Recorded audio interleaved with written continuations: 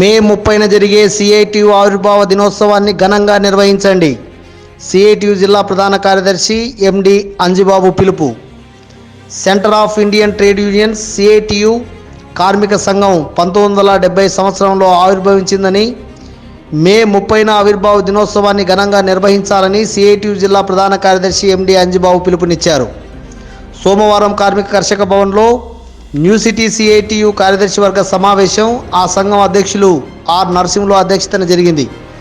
ఈ కార్యక్రమానికి ముఖ్య అతిథులుగా హాజరైన సిఐటియు జిల్లా ప్రధాన కార్యదర్శి ఎండి అంజిబాబు మాట్లాడుతూ, సిఐటియు ఆవిర్భవించినప్పటి నుంచి కార్మిక కర్షక ఉద్యోగ ఉపాధ్యాయ సమస్యలపై సమరశీల పోరాటాలు నిర్వహించి కార్మికులకు అండగా నిలిచిందని అన్నారు.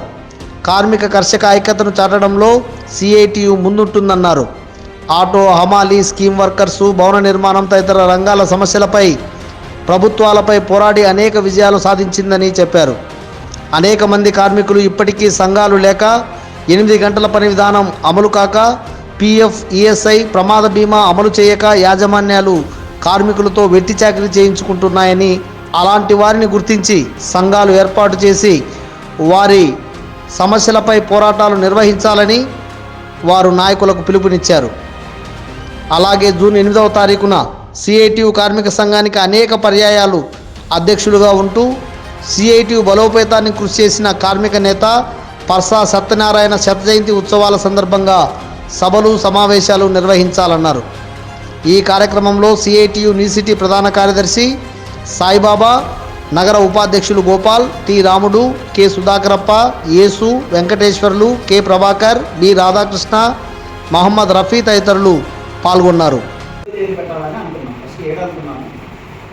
కొన్ని రంగాలు వారికి లేదు, 8 అని అనుకున్నాం. కాబట్టి 8వ తేదీ కేకే భవన్లో సభ అనేది ఉంటుంది. దీనికి మనము అందరూ హాజరు కావాలా. 70 మంది దాకా హాజరవుతామన్నట్టు నాకు గుర్తు. యూనివర్సిటీ కమిటీ పరిధిలో ఆ 70 మందిని రంగాల వారిగా అందరూ హాజరవుతారు. చూడండి, ఇది దీని నిర్వహణ ఇదేమి మీరు జన సమీకరణ మాత్రం మీరు వచ్చేటట్టు చేయాలి. కమిటీగానే చేసేదాని కోసం మేము ప్రయత్నం చేస్తాం.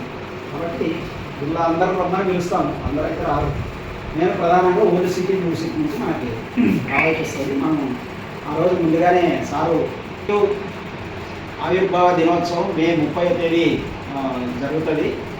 ఇది దేశమంతా కూడా సిఐటియు ఆవిర్భావ దినోత్సవం జరపాలని చెప్పి సిఐటియు పిలుపు ఉన్నది. అందుకని 30వ తేదీ జరిగేటువంటి ఆవిర్భావ దినోత్సవాన్ని మనమంతా కూడా జయప్రదం చేయాలని చెప్పి కోరుతున్నాను. దాదాపు 54 సంవత్సరాలు అవుతుంది సిఐటియు ఏర్పడి. 1970లో ఏర్పడింది.